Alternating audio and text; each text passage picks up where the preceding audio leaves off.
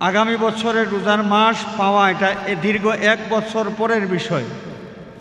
1 বছর পর্যন্ত যদি আমি হায়াতে বেঁচে থাকি তাহলে তো পরের রোজার মাসের চিন্তা, কিন্তু আমার জীবনের শেষ রোজার মাস যদি হয়ে থাকে, এই মাসটা গাফলতির মাধ্যমে যদি আমি অতিবাহিত করে থাকি, তাহলে নবীজি সাল্লাল্লাহু আলাইহি ওয়াসাল্লামের ভাষায় আমার মতো কমবখ্ত আর কেউ নাই। আমরা আত্মসমালোচনা করব। হাজরিনে কেরাম, প্রথম কথা, আমরা যারা এবছর রোজার মাস পেয়েছি, আল্লাহ রব্বুল আলামিন মেহেরবানি করেছেন, এই নেয়ামত আমাদের সকলকে নসিব করেছেন। আমরা আল্লাহর শুকরিয়া আদায় করব। আল্লাহ রব্বুল আলামিনের শুকরিয়া আদায় করব যে আল্লাহ, অনেক মানুষ রোজার আগে এবং রোজার মাসের মধ্যে এই দুনিয়া ছাড়তে হয়েছে, কিন্তু তোমার অশেষ মেহেরবানি পুরাটা রোজার মাস আমাকে তুমি জিন্দা রেখেছ। আল্লাহ, তোমার শুকরিয়া কি আদায় করব। আমরা এই কথা স্মরণ করে আল্লাহর শুকরিয়া আদায় করে যে পুরাটা রোজার মাস আমরা পেয়েছি।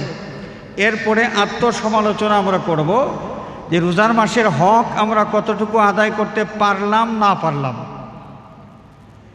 এখন যদি গাফলতির মধ্যে যদি আমাদের রোজার মাস আমরা অতিবাহিত করি, সত্যিই আমরা কপাল পোড়া, আমরা বদকিসমত।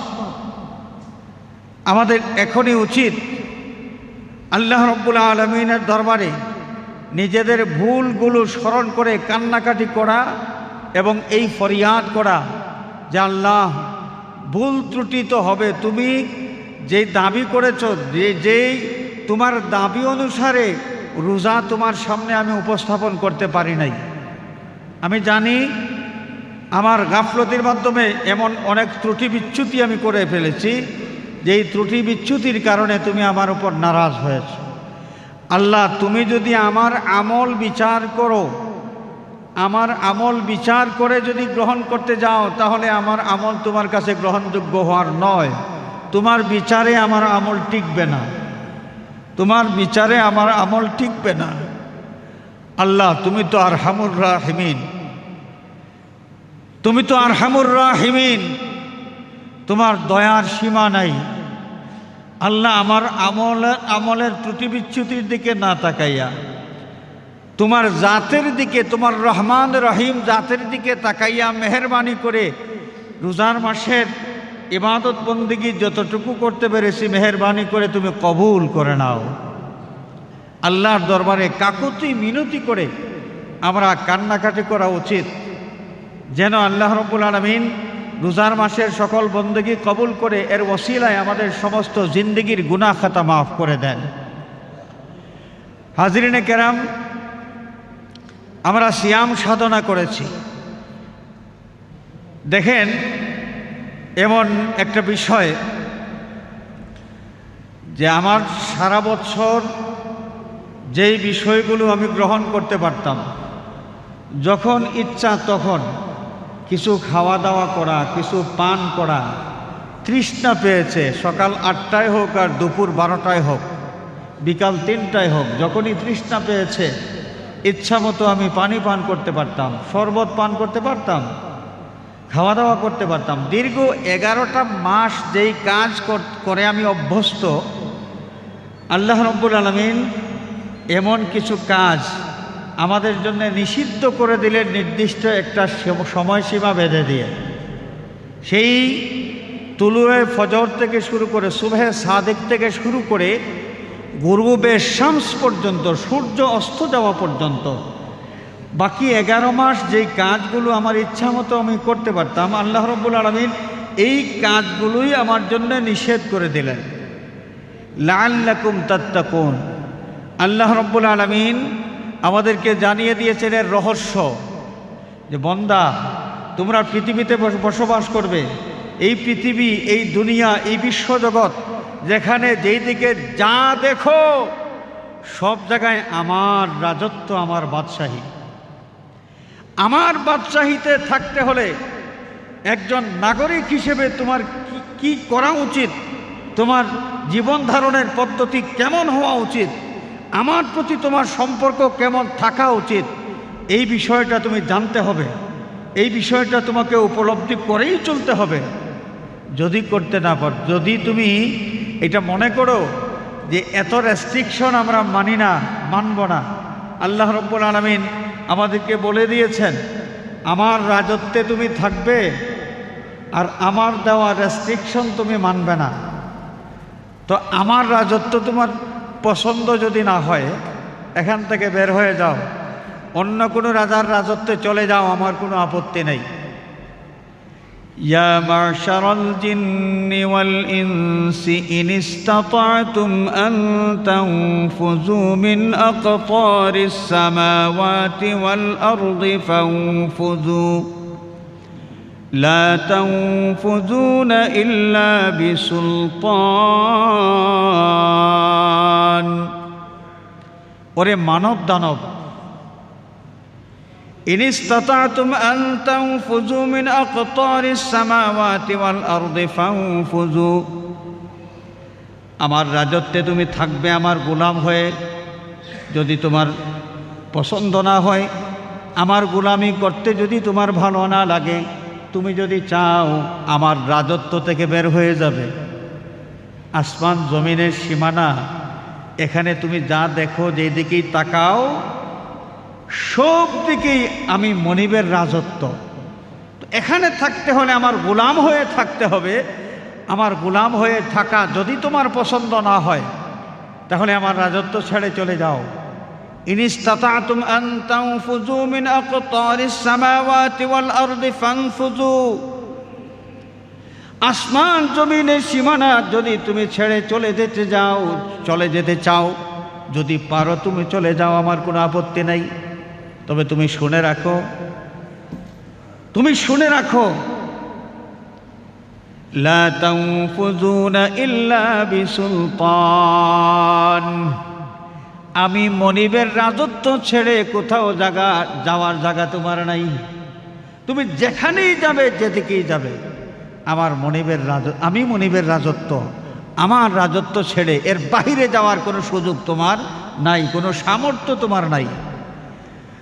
আমরা যেহেতু আমাদের এই মনিবের রাজত্বেই বাস করতে হবে, তাহলে এখানে আল্লাহর গোলাম হয়েই আমাদের থাকতে হবে।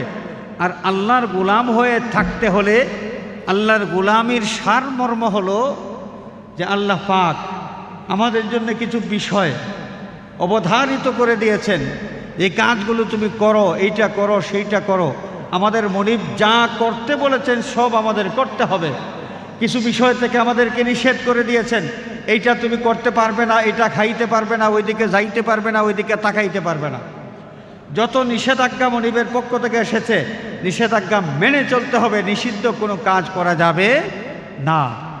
আল্লাহর রাজত্বে থাকতে হলে এই নীতির উপর আমাদের অটল অবিচল থাকতে হবে যে আল্লাহর গোলামি বলতে আল্লাহর হুকুম পালন করা আর আল্লাহ নিষেধাজ্ঞা মেনে চলা, নিষিদ্ধ কাজ থেকে নিজেকে বাঁচায় রাখা।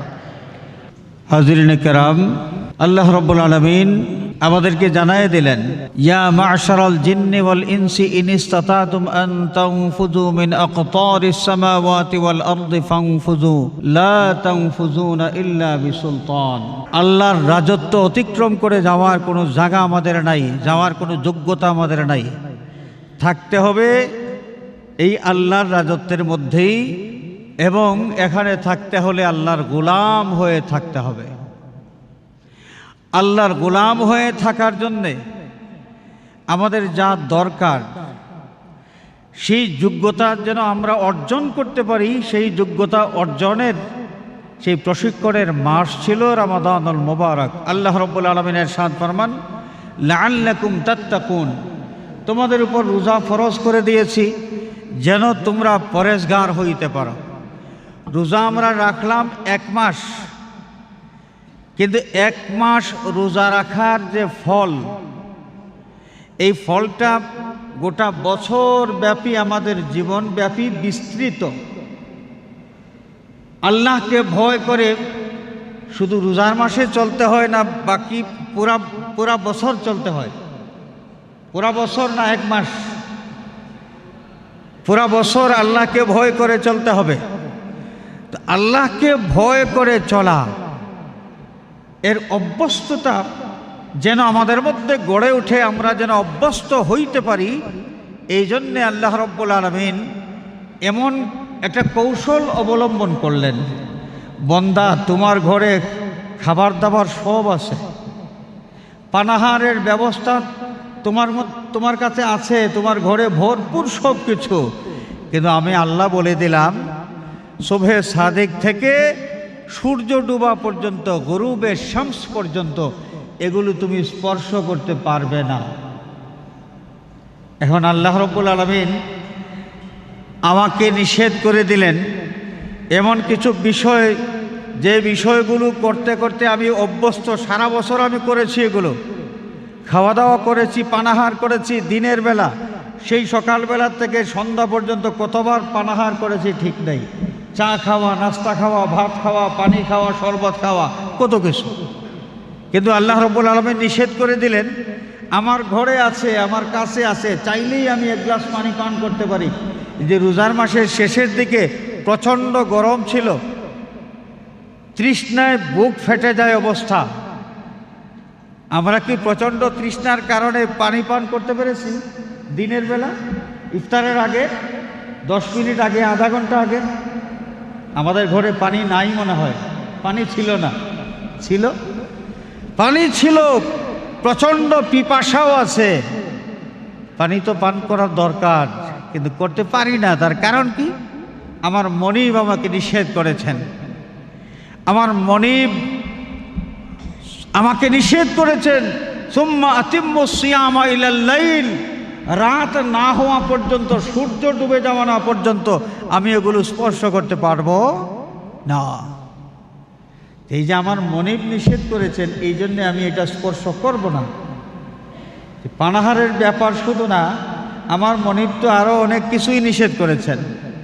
আমার মনিব ঘুষ খাওয়া নিষেধ করেছেন, সুদ খাওয়া নিষেধ করেছেন, আমার মনিব মানুষকে ঠগানো নিষেধ করেছেন, মানুষকে গালিগালাজ করা নিষেধ করেছেন, মুরব্বীদের সাথে বেয়াদবি করা নিষেধ করেছেন।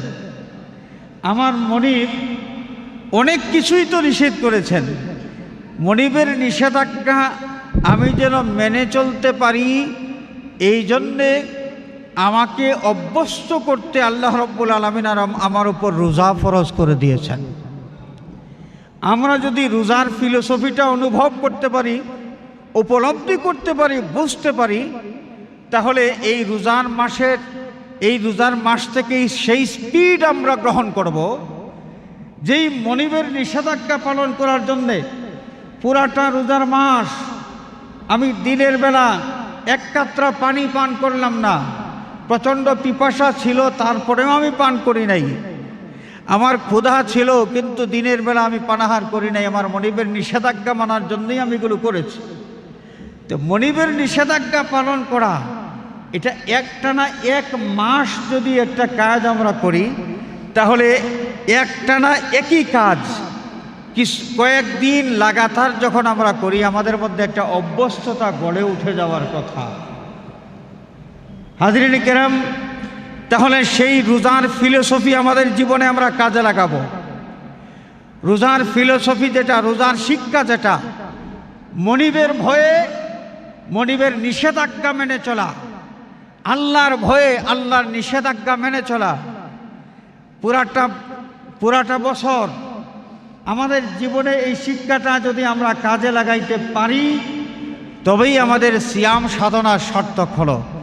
হাজিরিনে কেরাম, দেখেন আল্লাহ রাব্বুল আলামিন আমাদের জন্য বিষয়টা কত সহজ করে দিয়েছেন।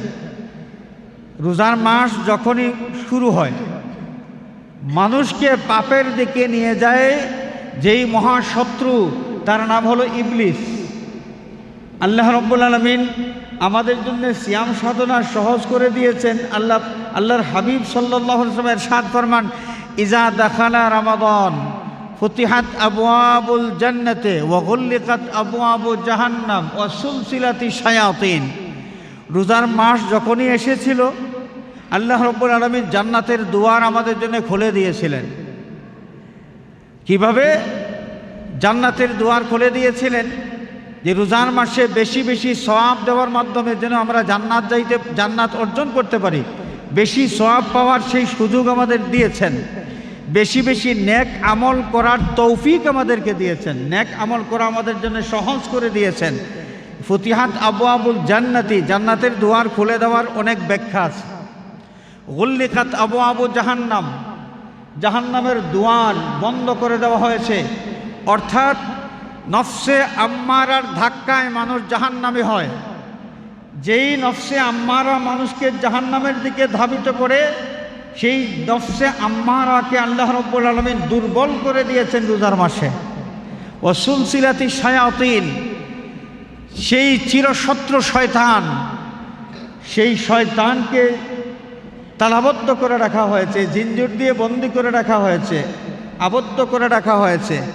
তার মানে শয়তানের ওয়াসওয়াসা রোজার মাস ছাড়া অন্য সময় যেটুকু ছিল, রোজার মাসে তার চাইতে অনেক কমায় দিয়েছেন আল্লাহ সুবহানাহু ওয়া তাআলা। তো এই যেই শয়তানকে জিঞ্জিরে আবদ্ধ করে রাখা হয়েছিল, সেই শয়তান এখন কোথায় আছে? জিঞ্জিরে যাকে আবদ্ধ করে রাখা হয়েছে, যেই শয়তানকে বন্দি করে রাখা হয়েছে রোজার মাসে, রোজার মাস শেষ হয়ে গেছে, এখন সেই শয়তান আছে কোথায়? এখন সেই শয়তানটা কোথায় আছে? একটা প্রশ্ন। সে এখনো বন্দি আছে নাকি তাকে ছেড়ে দেওয়া হয়েছে? হাজরিনে কেরাম, হাদিস শরীফের ইশারাতুন নসের মাধ্যমে প্রমাণিত হয় শয়তানকে বন্দি করা হয়েছে রোজার মাসের কারণেই। রোজার মাস যেহেতু শেষ, রোজার মাস শেষ হয়েছে, তাকে ছেড়ে দেওয়া হয়েছে। এখন সে যাবে কোথায়? কোথায় যাবে? এখন সে যাবে আগে যেখানে যেখানে ছিল সেখানে, এবং এখন তার খুব কিন্তু আরো বেশি।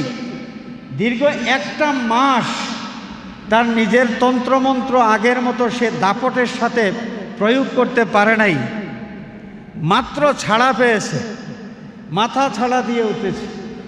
এখন সেই শয়তানের প্রধান যেই কাজ, সেই কাজটা হলো রোজার মাসে সিয়াম সাধনার মাধ্যমে আমরা যারা আল্লাহর বন্দেগীর দিকে অগ্রসর হয়েছি, আল্লাহর ভয় আমাদের মধ্যে এই রোজার মাসের ওসিলায় যেটুকু ঢুকেছে, সেই শয়তান এখন উঠে পড়ে লেগেছে যেন আমাদের মধ্য থেকে রোজার মাসের যে স্পিড আছে, সেই স্পিডটা যেন সে নষ্ট করে দিতে পারে।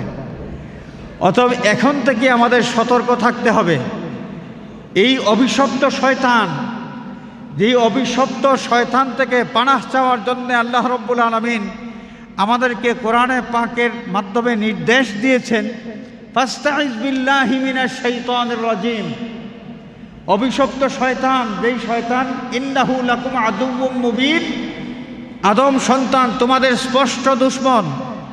সেই তোমাদের দুশমন এমন তোমাদের সাথে আছে, তোমরা টের পাও না, তোমাদের সাথে চলে তার নড়াচড়াও তোমরা টের পাও না।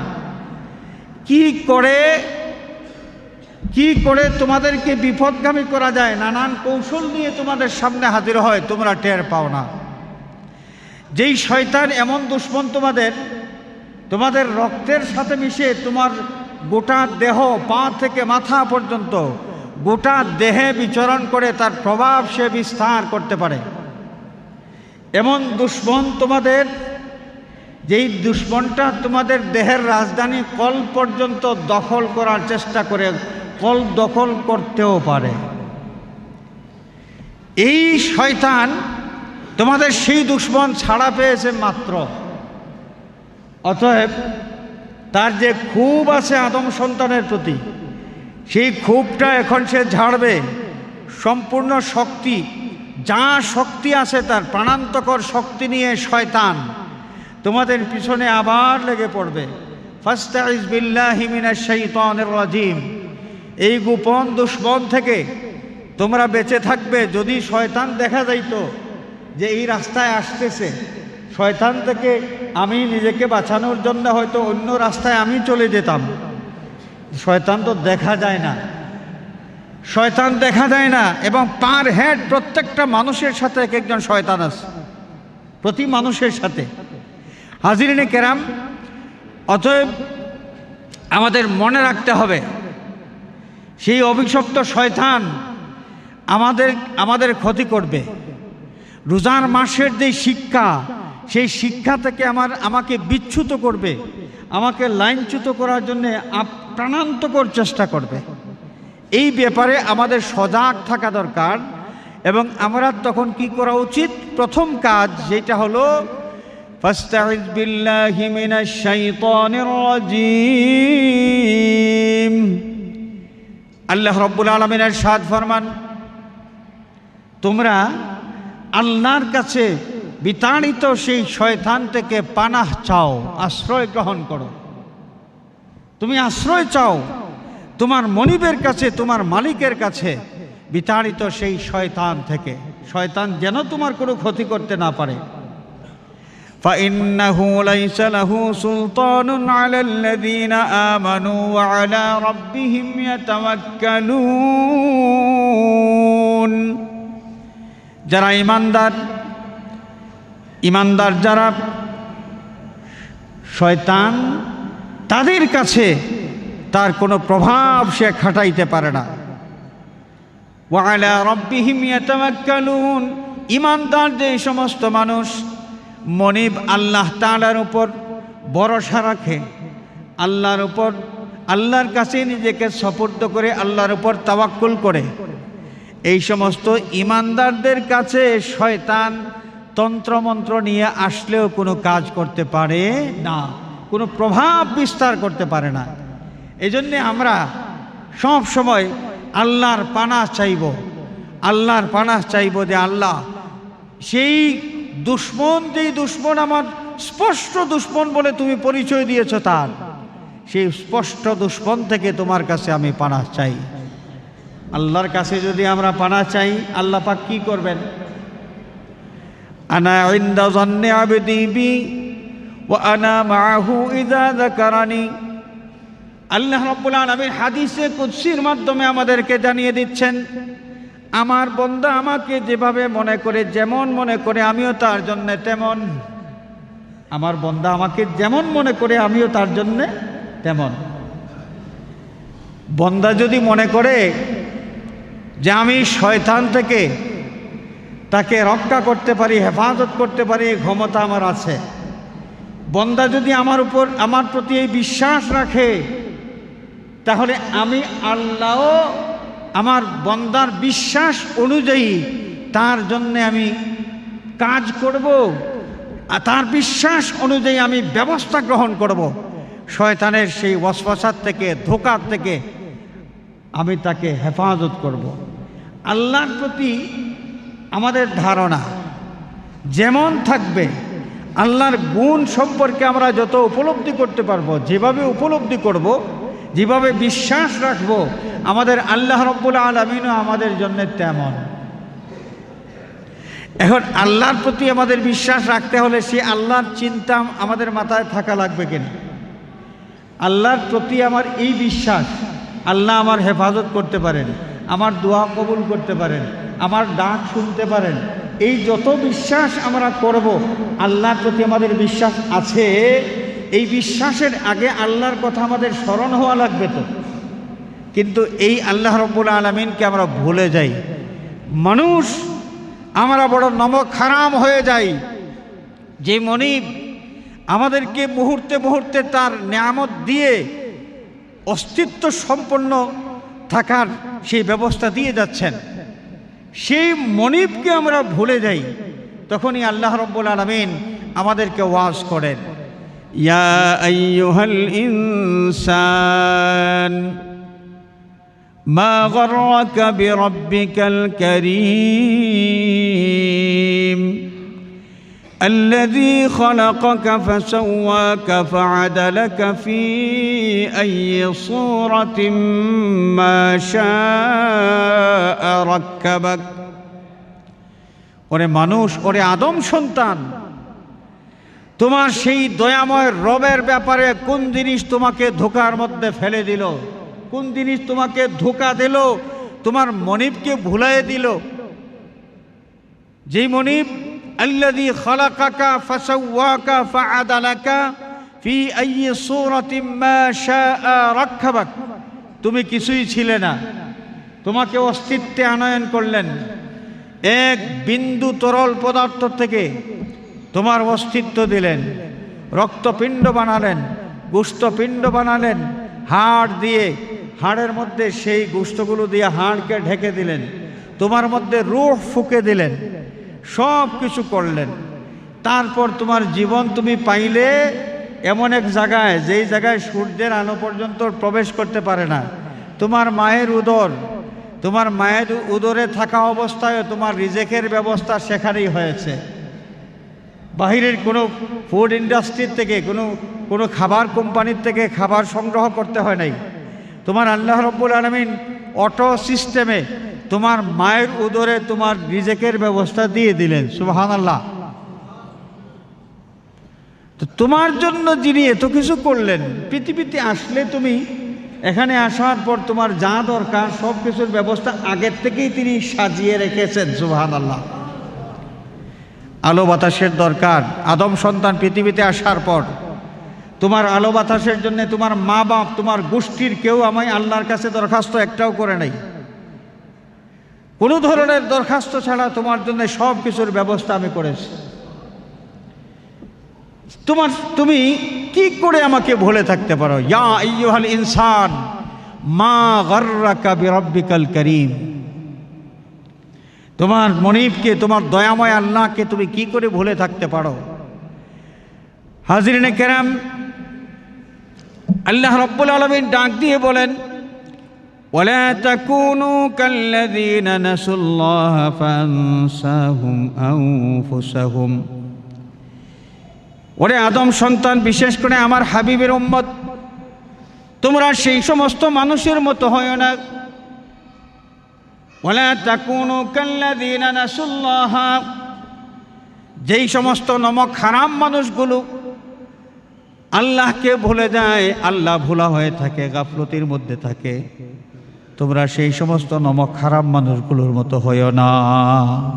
আল্লাহ রাব্বুল আলামিন আমাদেরকে ডাক দিয়ে বলছেন, তোমরা নমক খারাপ হইও না, তোমরা আমি মনিবকে স্মরণ রাখবে, আমাকে ভুলে যাবে না।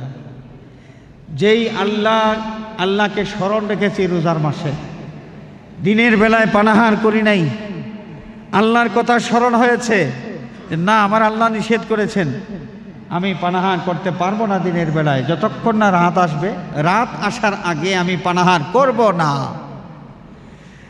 তো এই আল্লাহকে তুমি কি করে আবার ভুলে যাবে রোজার মাসের পরে? রোজার মাস শেষ হলো, ঘুষখোর সে আগের মতো ঘুষ খাওয়া শুরু করলেন, সুদখোর আগের মতো সুদ খাওয়া শুরু করলেন, তারপর মানুষ ঠকাইয়া দুনিয়া কামাই করা আগের মতো সেই ঠকঠকামাই শুরু হয়ে গেল। তাহলে আমাদের আল্লাহ রোজার মাসে ছিলেন, এখন আর নাই মনে হয়। আমাদের আল্লাহ আমাদের আমল রোজার মাসে দেখতেন, এখন আর দেখেন না। আরশের উপর উঠে বসে ঘুমিয়ে আছেন না, এখনো আছেন? রোজার মাসে আমাদের যে আল্লাহ ছিলেন, যে আল্লাহর ভয়ে আমরা পানাহার করলাম না, একটা মাস দিনের বেলা পানাহার করি নাই, সেই আল্লাহ এখনো আছেন কি নাই? এখনো যদি থাকেন তাহলে মনে রাখতে হবে আমাদের জীবন চলার পথে আমি যদি শ্রমিক হই তাহলে আমার মালিকের যতটুকু হক আমার উপর পাওনা আছে, মালিকের হক যেন আমি আদায় করি, কোনো ফাঁকিবাজি আমি করব না। যদি ফাঁকিবাজি করি, আমার যে আল্লাহ আমাকে ওই রোজার মাসে পানাহার, দিনের বেলা পানাহার নিষেধ করে দিয়েছিলেন, সেই আল্লাহ ফাঁকিবাজি ঠকঠকামি এটাও নিষেধ করে দিয়েছেন। সেই আল্লাহ তো এখনো আছেন। অতএব সেই আল্লাহকে ভয় করে এখন আমরা ফাঁকিবাজিও ত্যাগ করব। সেই আল্লাহকে ভয় করে মানুষকে ঠকাইয়া ব্যবসা করা, মানুষকে ঠকাইয়া ব্যবসার মধ্যে মানুষকে ঠকানো, এইটা আমরা কারো বদভ্যাস যদি থাকে তাহলে এটা আমরা বাদ দিব, তওবা করব আমরা, যে আমাদের মনিব তো আমাদেরকে নিষেধ করে দিয়েছেন। হুজুরে পাক সাল্লাল্লাহু আলাইহি ওয়াসাল্লাম হাদিস শরীফের মাধ্যমে আমাদেরকে স্পষ্ট করে জানিয়ে দিয়েছেন। কুল্লু বাইইন ফিহি গারারুন ফাহুয়া হারামুন, যত ব্যবসার মধ্যে ধোঁকাবাজি আছে, ধোঁকাবাজি ভিত্তিক যত ধরনের ব্যবসা, সব ব্যবসা হারাম। সব ব্যবসা কি? হারাম। এইটা মনে রাখতে হবে। তো হারামের দিকে আমরা যাব না। সমস্ত হারাম আল্লাহ পাক আমাদের জন্য নিষেধ করে দিয়েছেন। আমাদের রিজেক হবে পবিত্র, আমাদের রিজেক হলো হালাল। হারাম কোনো রিজেক আল্লাহ পাক আমাদের জন্য নির্ধারণ করেন নাই। হারাম কোনো রিজেক আমাদের হইতে পারে না। তো হাজরিনে কেরাম, আমরা যদি আমাদের জীবনের সব ক্ষেত্রে আল্লাহর ভয়ে, আল্লাহর নিষিদ্ধ যত কাজ আছে, সমস্ত নিষিদ্ধ কাজ থেকে যদি আমরা নিজেদেরকে বাঁচায় রাখতে পারি, তাহলে সিয়াম সাধনার মাসটা আমাদের সার্থক হবে। সিয়াম সাধনার মাসকে সার্থক করার সময় এখন আমাদের। আমরা রোজার মাসের সেই স্পিড, রোজার মাসের ফিলোসফি যতটুকু আমাদের জীবনে আমরা ধরে রাখতে পারবো, আমাদের রোজার মাসটা উদযাপন করা তত বেশি সার্থক হবে। হাজিরিনে কেরাম, আমি আপনাদের সামনে যে আয়াতে কারিমা তেলাওয়াত করেছি, ইয়া আইয়ুহাল্লাযীনা আমানুত্তাকুল্লাহা ওয়াল তানজুর নাফসুম মা কদ্দামাত লিগাদ ولتنظر نفس ما قدمت لغد واتقوا الله إن الله خبير بما تعملون। আল্লাহ পাকের শান ফরমান, ওরে ঈমানদারেরা, দুনিয়ার সব মানুষের জন্যই আহ্বান নয়। আল্লাহ পাক এই আহ্বানটা করছেন মানুষের মধ্যে তার মহব্বতের কিছু বান্দাবান্দি আছে তাদেরকে। ইয়া আইয়ুহাল্লাযীনা আমানুত্তাকুল্লাহ, ওরে ঈমানদারেরা, তোমরা আল্লাহকে ভয় করো। আল্লাহকে ভয় করা, এই প্রশিক্ষণ তো আমরা নিয়েছি রোজার মাসে, যে আল্লাহ রাব্বুল আলামিন আমাদেরকে নির্দেশ দিচ্ছেন তোমরা আল্লাহকে ভয় করো। আল্লাহর ভয়ের প্রশিক্ষণ আমরা নিয়েছি রোজার মাসে। এখন সেই প্রশিক্ষণটা কাজে লাগানো। আল্লাহ পাকের সাদ ফরমান, ওয়াল তানজুর নাফসুম মা কদ্দামাত লিগাদ, এবং প্রত্যেক ব্যক্তি এই কথা যেন চিন্তা করে, হিসাব নিকাশ করে তার আগামীকাল অর্থাৎ আখেরাত, সেই আখেরাতের জন্য কোন সামান সেই দুনিয়া থেকে সঞ্চয় করে আগে পাঠিয়েছে। দুনিয়ার জীবন যতদিন আছে ততদিন পর্যন্ত আমরা সঞ্চয় করতে পারবো, আখেরাতের সামান কামাই করতে পারবো। দুনিয়ার জীবন যখন আমাদের শেষ হয়ে যাবে, আল্লাহর নবী সাল্লাল্লাহু আলাইহি ওয়াসাল্লামের সাদ ফরমান, ইজা মাতাল ইনসানু ইনকাতা আনহু আমালুহু, মানুষ যখন মারা যাবে, মারা যাওয়া মানে কি?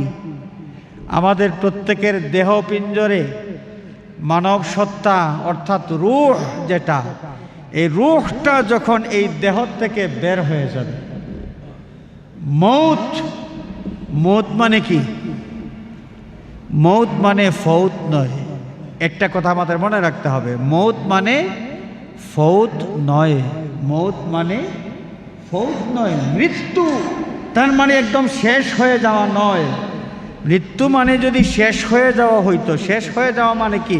পরে আর কিছুই নাই, আর কোনো চিন্তা নাই, কিছুই নেই, এমন যদি হতো, তাহলে এই দুনিয়া কামাই করার জন্য যার যেভাবে বুদ্ধি আছে বুদ্ধি খাটাইয়া হালাল হারাম চিন্তার কোনো দরকার ছিল না। যেমনি ইচ্ছা তেমনি আমরা চলতে পারতাম, দুনিয়া কামাই করতে পারতাম, মানুষের সাথে তেমনি আচরণ করতে পারতাম। কিন্তু মৌত মানে ফৌত নয়, বরং এক কাল থেকে আরেক কালে চলে যাওয়া। ইন্তেকালুম মিন দার ইলা দার, এক জায়গা থেকে অন্য জায়গায় চলে যাওয়া। দেহ থেকে রুহু আমাদের বের হয়ে যাবে ভাষাগত দিক থেকে, তখন এই অবস্থার নাম হলো মৌত। এই অবস্থার নাম কি? মৌত। আমার এই দেহটা হয়ে যাবে মাইয়িত, যেটাকে বলা হবে জানাজা, যেটার নাম কি? দেহ থেকে রুহু যখন বের হয়ে যাবে তখন এই দেহপিণ্ডর এর নাম হবে জানাজা। জানাজা। হাজরিনে কেরাম, তো কি হবে? এই দুনিয়ার জীবনে ছিলাম, ইন্তেকাল মিন দারিন ইলা দার, এক জায়গা থেকে আরেক জায়গায় আমরা যাব, স্থান বদল হবে, আমরা নিঃশেষ হয়ে যাব না, স্থান বদল হবে। দুনিয়া থেকে যাব বরজখে, যেই বরজখ, যে কবর, যে কবরটা হলো আউয়ালু মানজিলিম মিন মানাজিলিল আখিরা, আখিরাতের প্রথম মঞ্জিল, আখিরাতের প্রথম মঞ্জিল। সেই প্রথম মঞ্জিলে আমরা চলে যাব এবং সেখানে যখনই আমি চলে যাব, দুনিয়াতে থাকা অবস্থায় আখিরাতের জন্য কামাই করার যে সুযোগ আমাদের ছিল, আল্লাহর হাবিব সাল্লাল্লাহু আলাইহি ওয়াসাল্লামের ইরশাদ ফরমান, ইনকাতা আনহু আমালুহু, সমস্ত আমলগুলো বিচ্ছিন্ন হয়ে যাবে। কোনো আমল করে আখিরাতের সামান কামাই করবে এই ধরনের কোনো সুযোগ তার থাকবে না। আল্লাহ রাব্বুল আলামিন ইরশাদ ফরমান,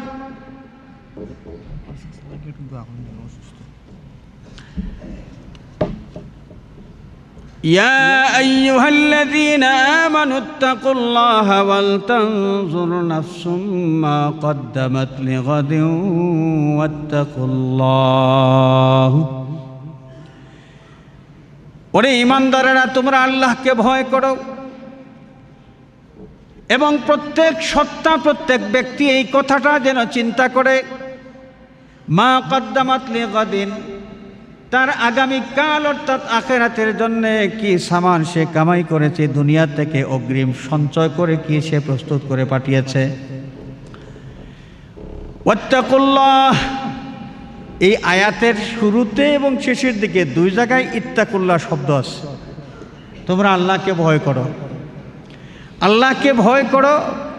আয়াতের প্রথম দিকে যেটা আল্লাহ রাব্বুল আলামিন হুকুম দিলেন, আল্লাহকে ভয় করো, তাফসীরের কিতাব খুললে পাওয়া যায় আল্লাহ রাব্বুল আলামিন আমাদের জন্য যত হুকুম আহকাম দিয়েছেন, মানুষ হিসেবে জীবনযাপন করার জন্যে যত আদেশ এবং নিষেধ আমাদের জন্য দিয়েছেন, সমস্ত আদেশ নিষেধ যথাযথভাবে আমরা পালন করি। আমরা আল্লাহকে ভয় করে এই আদেশ নিষেধ, জায়েজ নাজায়েজ, হালাল হারাম, এই বিষয়গুলো আমরা সঠিকভাবে যেন মেনে চলি। আল্লাহকে ভয় করা এই দুনিয়ার আমলের ক্ষেত্রে আল্লাহ পাক আমাদেরকে হুকুম দিয়েছেন। দুনিয়ার যে আমলগুলো আমাদের আছে, জীবনযাপনের ক্ষেত্রে আমাদের যতগুলো কাজ করতে হয়, সমস্ত কাজের ব্যাপারে আমরা আল্লাহ পাককে ভয় করব। এরপরে আয়াতের শেষের দিকে ওয়াত্তাকুল্লাহ, আল্লাহকে ভয় করো, সেখানে বলা হয়েছে আখিরাতের কথা, যে তোমার সামনে তোমার অনন্তকালীন জীবন, দুনিয়ার জীবন তোমার আসল জীবন নয়, এখানে তুমি মুসাফির, তোমার আসল জীবন হলো আখিরাত। সে আসল জীবনে তোমার আসল ঠিকানা, অনন্তকালীন ঠিকানা তোমার ওইখানে নির্ধারিত হবে। তুমি কোথায় যাবে? ওইখানে আছে জান্নাত, ওইখানে আছে জাহান্নাম। কোন ঠিকানা তোমার হবে এই ক্ষেত্রে তুমি ভয় করো। তোমার আখিরাতের অবস্থা, এই ভয় তোমার মনের মধ্যে তুমি রাখো। আখিরাতের ভয় যদি কোনো মানুষের অন্তরের মধ্যে থাকে, তাহলে এই লোকটা দুনিয়ায় এমন কোনো কাজ করতে পারে না যেই কাজ করলে আল্লাহ রাব্বুল আলামিন নারাজ হয়ে যাবেন। আখিরাতের ভয় যেই মানুষের অন্তরের মধ্যে থাকে, সেই লোকটা এই পৃথিবীতে তার শক্তির অপব্যবহার করতে পারে না, তার মেধার অপব্যবহার করতে পারে না। মেধার ব্যবহার আছে, সদ্ব্যবহারও আছে, অপব্যবহারও আছে। মানুষ যারা ঠকঠকামি করে, অন্যের জমিনের কাগজপত্র নিজের নামে সে নিয়ে নেয়, ওইগুলো করতে হলে মেধা লাগে। মেধা ছাড়া এই কাজগুলো করা যায় না। তো মেধা খরচ করে যেভাবে জাতিকে দিক নির্দেশনা দেওয়া যায়, ঠিক সেভাবে মেধা খরচ করে জাতির সর্বনাশও করা যায়। আল্লাহর দেওয়া নেয়ামত, আল্লাহর নেয়ামত পাইয়া আমরা কি করলাম, কিয়ামতের দিন আল্লাহ রাব্বুল আলামিনের দরবারে হাজির হয়ে এই হিসাব নিকাশ আমাদের দেওয়া লাগবে।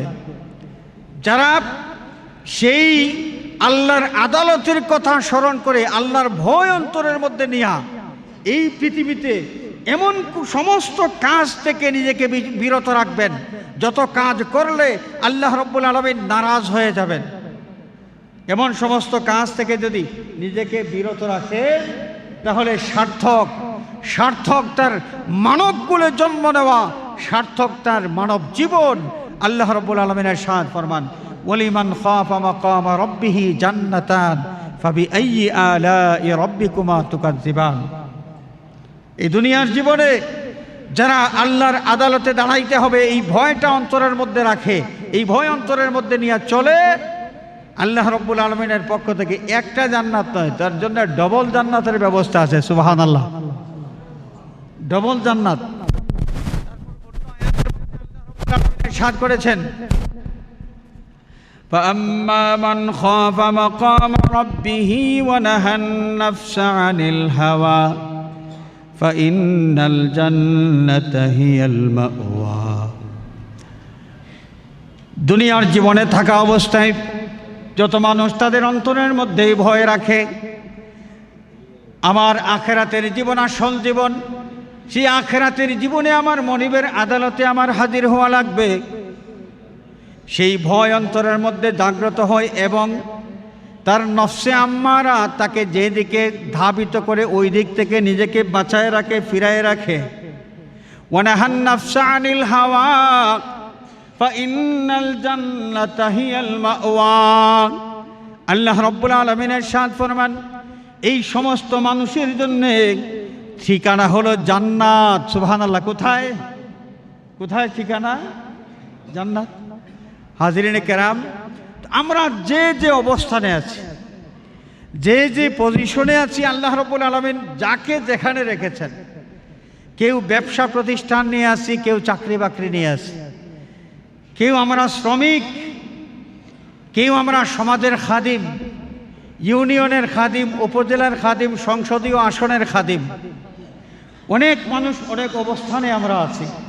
আর না হলে নিজের পরিবারের খাদিম তো আছে, নিজের পরিবারের খাদিম তো আছে, প্রত্যেকটা মানুষ পরিবার নিয়েই তো আছেন। আমরা যে যে অবস্থানে আছি সেই অবস্থানে আমার যে দায়িত্ব আছে, এই দায়িত্ব পালন করতে গিয়ে আমি চিন্তা করতে হবে যে আমার মনিব কিভাবে খুশি, কিভাবে দায়িত্ব পালন করলে আমার মনিব আমার উপর খুশি, ঠিক সেইভাবে আমার দায়িত্ব পালন করার চেষ্টা করতে হবে। এমন কোনো পদ্ধতি যদি আমি অবলম্বন করি যার মাধ্যমে আমার আল্লাহ আমার উপর নারাজ হয়ে যাবেন, মনে রাখতে হবে আল্লাহ রাব্বুল আলামিন আমাদেরকে জানিয়ে দিয়েছেন যে আল্লাহ সেই মহান সত্তা। তোমরা মনে করবে না যে আল্লাহ আরশের উপর উঠে বসে আছেন বা ঘুমায়ে আছেন।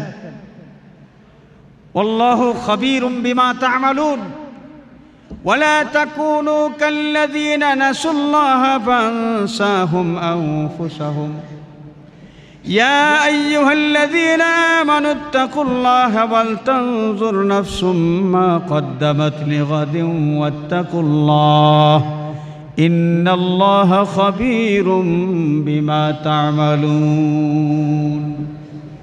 আল্লাহ পাক ওয়াজ করেছেন আমাদেরকে, ওয়াজ করার পর শেষে একটা সিগন্যাল দিয়ে রেখেছেন। এই আয়াতের কনক্লুশন, এই আয়াতের উপসংহারে আল্লাহ পাক একটা কথা বলে দিয়েছেন। কি বলেছেন? ইন্নাল্লাহা খাবীরুম বিমা তা'মালুন।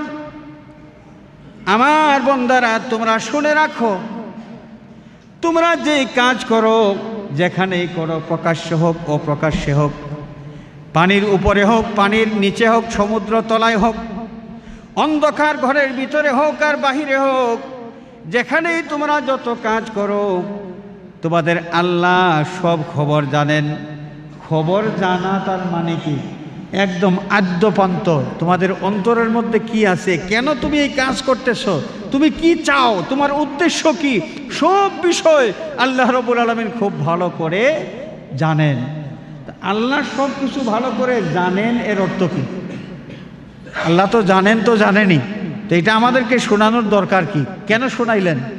আমাদেরকে শোনাইলেন যে তোমরা শুনে রাখো, যদি তোমরা আমার নির্দেশ লঙ্ঘন করে যে কোনো আমল করো, তোমার অফিস ঘরের ভিতরে যেখানে তুমি আর তোমার ক্লায়েন্ট ছাড়া আর কেউ নাই, তোমরা দুইজন,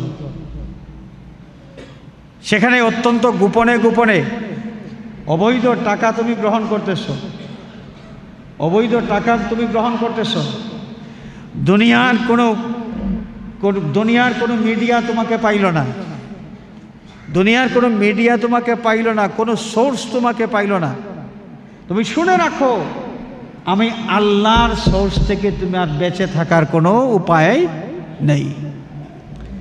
আল্লাহ রাব্বুল আলামিন আমাদের কর্ম তদারকির জন্যে কয়েকটা স্তরে দায়িত্বশীল নিয়োগ করেছেন, কয়েকটা স্তরে। এর মধ্যে একটা তো আছেই, আমরা জানি কিরামান কাতিবিনা ইয়ালামুনা মা তাফআলুন। অন্য আয়াতে কারিমার মধ্যে আল্লাহ রাব্বুল আলামিন ইরশাদ ফরমান, ওয়ালা তাকফু মা লাইসা লাকা বিহি ইলম ওয়ালাকাদ খালাকনাল ইনসানা ওয়া না'লামু মা তুওয়াসওয়িসু বিহি নাফসুহু ওয়া নাহনু আকরাবু ইলাইহি মিন হাবলিল ওয়ারিদ। মানুষের অন্তরের মধ্যে যেই পাপ হয়, পাপ উদিত হয়। অন্তরের মধ্যে পাপ কি আছে? কোনো মানুষের ক্ষতি করবেন আপনি প্ল্যান করলেন, এই প্ল্যানটা থাকে অন্তরে, প্ল্যানটা থাকে অন্তরে। খারাপ কোনো কাজের নিয়ত করলেন, এটা থাকে অন্তরে। আল্লাহ রাব্বুল আলামিন ইরশাদ ফরমান, ওরে আদম সন্তান, তোমাদেরকে আমি সৃষ্টি করেছি, তোমাদের কল কবজা কোথায় কি হয় না হয় তোমাদের দেহের অভ্যন্তরে এবং বাহিরে সব কিছু আমি খুব ভালো করে জানি। ওয়ালাকাদ খালাকনাল ইনসানা ওয়া না'লামু মা তুওয়াসওয়িসু বিহি নাফসুহু। তোমার অন্তরের মধ্যে কোন অসৎ উদ্দেশ্য তুমি গোপন রেখেছ।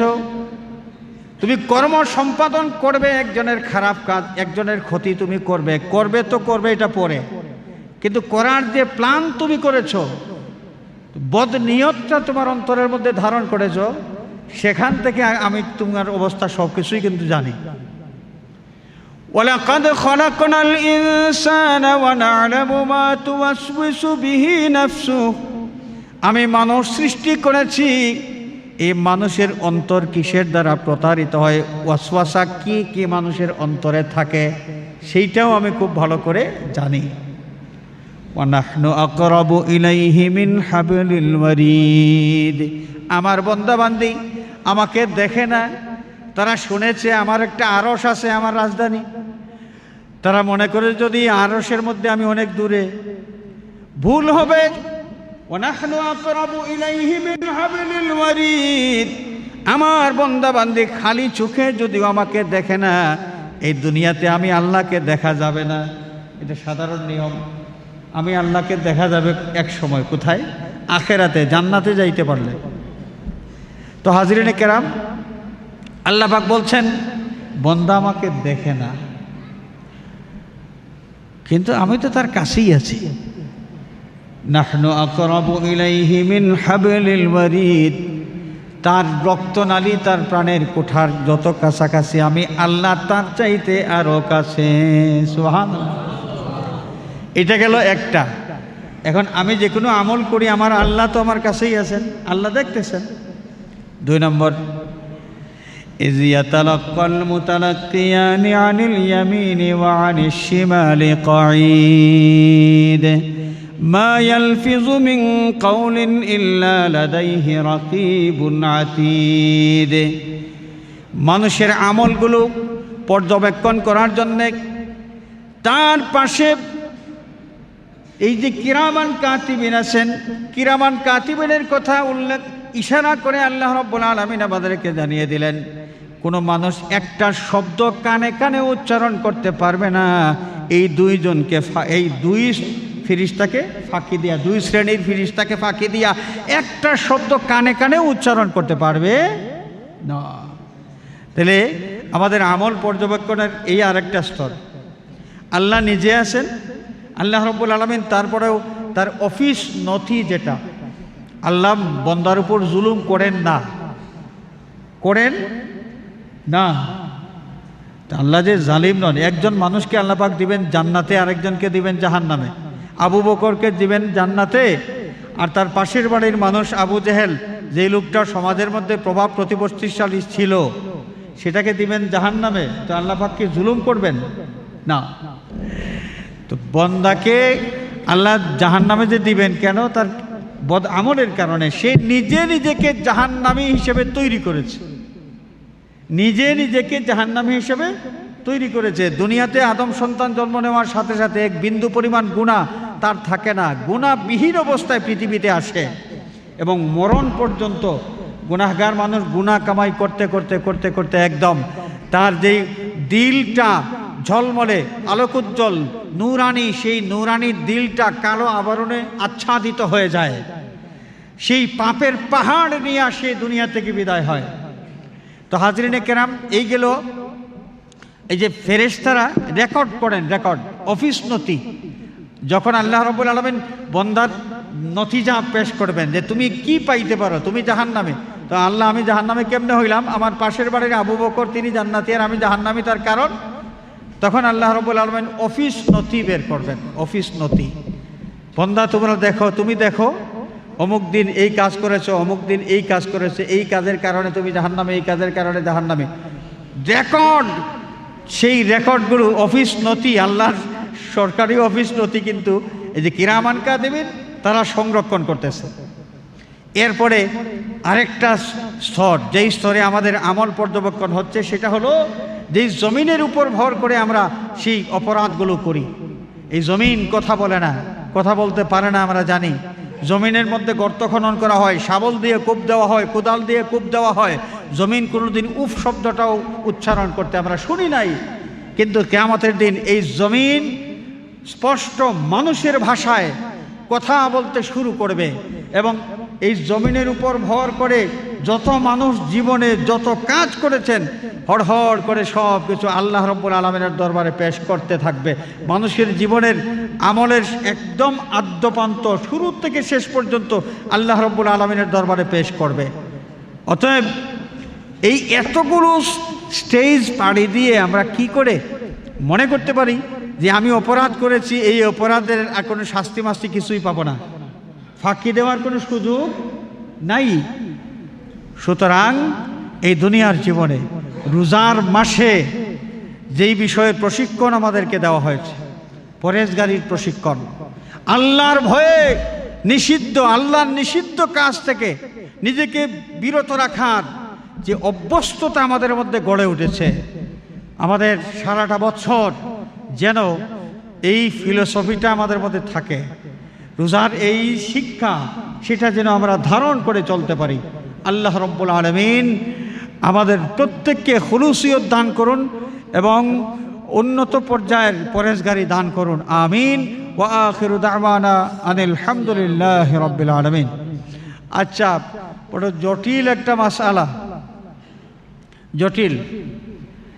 আমাদের সমাজে অনেক কিছু আমরা কিন্তু নিজেদের যুক্তির উপর ভিত্তি করে আমরা চালু করে দেই এবং একবার চালু হয়ে গেলে মানুষ যখন তার মানে মন মতো একটা বিষয় পেয়ে যায় তখন এটাকে গ্রহণ করে খুব সহজে এবং আস্তে আস্তে এটা কিন্তু এস্টাবলিশড হয়ে যায়। চেয়ারে বসে নামাজ পড়া একটা বিষয় আছে, চেয়ারে বসে নামাজ পড়া যেটা, এই প্রবণতা এত বেশি। আমরা জানি নামাজের কয়েকটা ফরজের মধ্যে একটা ফরজ হলো দাঁড়াইয়া নামাজ পড়া, দাঁড়ানোর সামর্থ্য যাদের আছে, কিয়াম নামাজের ফরজগুলোর একটা ফরজ।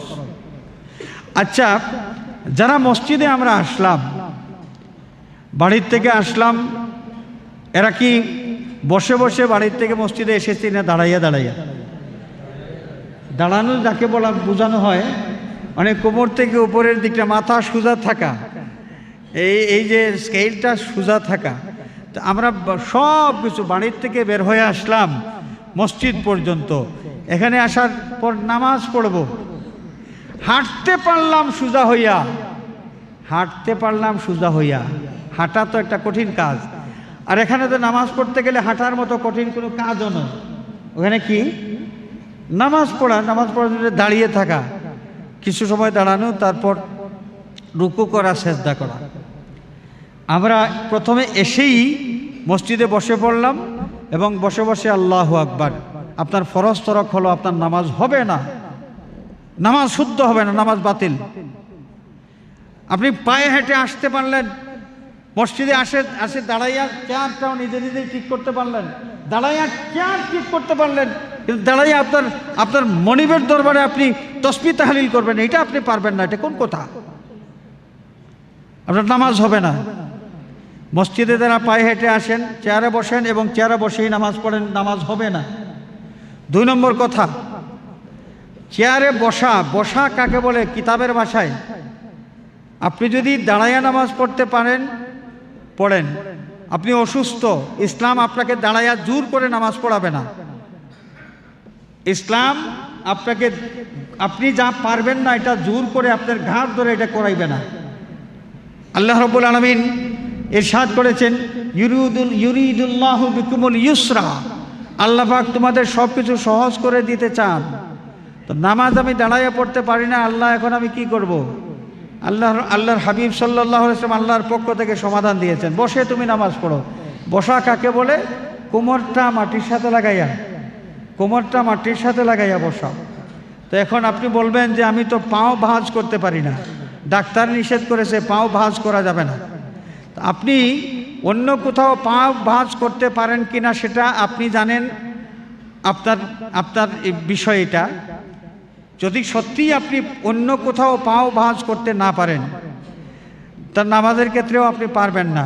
অন্য কোথাও যদি পারেন আর নামাজের জন্য শুধু পাও ভাঁজ করতে পারেন না, এই হিল্লা আপনি উপস্থাপন করেন, এটার জন্য দায়ী নিজে থাকবেন। পাও যদি আপনি ভাঁজ করতে না পারেন, তাহলে সেই ক্ষেত্রে আপনাকে ব্যবস্থা দেওয়া হয়েছে, আপনি পাও সোজা করে পশ্চিম দিকে সোজা করে বিছাইয়ে আপনি নামাজ পড়বেন। জমিনে বসবেন, সোজা করে পশ্চিম দিকে পাও বিছাইয়ে রাখবেন, 2 পাও পশ্চিম দিকে দিয়া আপনি নামাজ পড়বেন। আপনি বসে নামাজ পড়তে পারেন না, শুয়ে নামাজ পড়েন, তাও অসুবিধা নাই। তো আপনি চেয়ারে বসবেন, এটা কোন যুক্তিতে? বসার কোন পর্যায়ে পড়লো এটা? রাসূলুল্লাহ সাল্লাল্লাহু আলাইহি ওয়াসাল্লামের যুগে চেয়ার ছিল, আমাদের মতো ছিল না, কিন্তু তৎকালীন যুগের মতো চেয়ার ছিল। সাহাবায়ে কেরামের যুগে চেয়ার ছিল, খুলাফায়ে রাশিদিনের যুগে চেয়ার ছিল। কিন্তু অসুস্থ হওয়ার পরে মাসআলা জিজ্ঞেস করা হয়েছে, মাসআলা জিজ্ঞেস করার পরে সমাধান দেওয়া হয়েছে যে বসে তুমি নামাজ পড়ো। তারা চেয়ারে বসে নামাজ পড়েন নাই। চেয়ার সেই যুগে ছিল, কিন্তু চেয়ারে বসে যদি কেউ দাঁড়াইয়া নামাজ পড়তে অক্ষম হলে বসে নামাজ পড়লে চেয়ারে যদি নামাজ পড়া হইতো, জায়েজ হইতো, তাহলে চেয়ারে বসে নামাজ পড়তেন। চেয়ার থাকা সত্ত্বে চেয়ারে বসে নামাজ পড়েন নাই। আল্লাহর নবীর যুগে কোনো সাহাবী পড়েন নাই, খুলাফায়ে রাশিদিনের যুগে কেউ পড়েন নাই। চেয়ার ছিল কিন্তু চেয়ারে বসে নামাজ পড়েন নাই, জমিনে বসে কোমরটা জমিনের মধ্যে রেখে মাটির মধ্যে রেখে নামাজ আদায় করেছেন। তো চেয়ার বিছাইয়া নামাজ পড়া এটা এমন হয়ে গেছে, এটা অনেকটা ফ্যাশনের মতো হয়ে গেছে আজকাল, অনেকটা ফ্যাশনের মতো হয়ে গেছে এটা। তো চেয়ারে বসেন, অনেকে নামাজ পড়েন, আবার সামনের কাতারে বসেন, আবার ইমাম সাহেবের পিছনেও বসেন। অনেক জায়গায় ইমাম সাহেবের পিছনে চেয়ার নিয়ে বসে পড়েন, এটা পাইছেন কই? এটা আমাদের সতর্ক থাকতে হবে। নামাজ আমি পড়ব, নামাজ যেন কোনো কারণে নষ্ট না হয় সেদিকে আমাদের খেয়াল রাখতে হবে। যারা বসে বসে তাকবীরে তাহরিমা আল্লাহু আকবার পড়েন, বাড়ির থেকে পায়ে হেঁটে মসজিদে আসলেন এবং চেয়ারে বসেই তাকবীরে তাহরিমা আল্লাহু আকবার, আপনার নামাজ একদম বাতিল, নামাজ হবে না, আপনার ফরজ তরক হয়েছে। 2 নম্বর, যারা বসে নামাজ পড়তে না পারেন, মানে দাঁড়াইয়া নামাজ পড়তে অক্ষম যদি হন, মাটিতে বসে পড়বেন, কোমরটা মসজিদের ফ্লোরের সাথে লাগাইয়া আপনি বসবেন। আপনি যদি হাঁটু ভাঁজ করে বসতে না পারেন, তাহলে 2 পা পশ্চিম দিকে সোজা করে ছড়াইয়া দিয়া, 2 পা পশ্চিম দিকে সোজা করে ছড়াইয়া দিয়া কোমরের উপর ভর করে বসবেন, নামাজ পড়েন। এইভাবেও যদি না পারেন, আপনি শুয়ে পড়েন, আপনি শুয়ে নামাজ পড়েন। চেয়ারে বসে নামাজ, এটা তো কোন কায়দার মধ্যে পড়ে আমি জানি না। অর্থাৎ আসুন আমরা ইবাদত বন্দেগীর ক্ষেত্রে নিজেদের মন মতো, মন যেভাবে চায় সেভাবে না করে বরং শরীয়তের নির্দেশনা আমরা ফলো করার চেষ্টা করি। আল্লাহ পাক আমাদেরকে তৌফিক দান করুন, আমিন। ওয়া আখিরু দাওয়ানা আনিল হামদুলিল্লাহি রাব্বিল আলামিন। আসসালামু আলাইকুম। সাল্লাল্লাহু আলা সাইয়্যিদিনা মাওলানা মুহাম্মদ ওয়া আলা আলিহি ওয়া সাহবিহি সাল্লাল্লাহু আলাইহি ওয়াসাল্লাম। اللهم آمين. الحمد لله رب العالمين والصلاة والسلام على سيدنا ومولانا محمد وآله وأصحابه أجمعين. اللهم اغفر لنا ولوالدينا وارحمهما كما ربياني صغيرا. رب ارحمهما كما ربياني صغيرا. اے اللہ، জুমাবার তোমার ঘর মসজিদে আমরা তোমার হাবিবের কাঙ্গাল উম্মত হাজির হয়েছে। আল্লাহ, আমাদের প্রতি দয়ার নজর ফরমাও, আমাদের হাজিরি কবুল ফরমাও, এর ওসিলায় আমাদের জীবনের গুনাহ খাতা মাফ ফরমাও। জেনে না জেনে কত অপরাধ করেছি মাওলা, তোমার দরবারে আসামি হয়ে গেছি বাবা। নিজের অপরাধ নিজে স্বীকার করে জিন্দেগির গুনার কথা স্মরণ করে তওবার হাত বাড়াইলাম। আয় আল্লাহ, আমাদের জিন্দেগির तमाम গুনাহ খাতা মাফ ফরমাও। বাকি জিন্দেগি তোমার গোলামের হক আদায় করার তৌফিক দাও। আয় আল্লাহ, আমাদের জিন্দা মুর্দা মা বাবার প্রতি রহম ফরমাও। তোমার হাবিবের জিন্দা মুর্দা तमाम উম্মতকে মাফ করে দাও। আয় আল্লাহ, অসুস্থ মানুষ যারা তোমার কুদরতি দাওয়াখানা থেকে শিফায়ে কামিল আদিল আনায়াত ফরমাও। অন্তর্জামী মাবুদ, কার অন্তরে কোন ফরিয়াদ সব তোমার জানা আছে। তোমার হাবিবের ওসিলায় আমাদের तमाम ফরিয়াদগুলো কবুল ফরমাও। আয় আল্লাহ, আয় আল্লাহ, আমাদের तमाम পরেশানি দূর করে দাও, तमाम মুশকিলাত আসান করে দাও, দিলি জায়েজ মাকাসিদ পুরা করে দাও। আয় আল্লাহ, আমাদের জান মাল ইজ্জত तमाम তোমার হাওয়ালা করলাম। ও ফাওয়িদু আমরি ইলাল্লাহ, ইন্নাল্লাহা বাসীরুম বিল ইবাদ। সাল্লাল্লাহু আলা সাইয়্যিদিনা মাওলানা মুহাম্মাদিন ওয়া আলিহি ওয়া আসহাবিহি আজমাইন। ওয়ালহামদুলিল্লাহি রাব্বিল আলামিন। আমিন।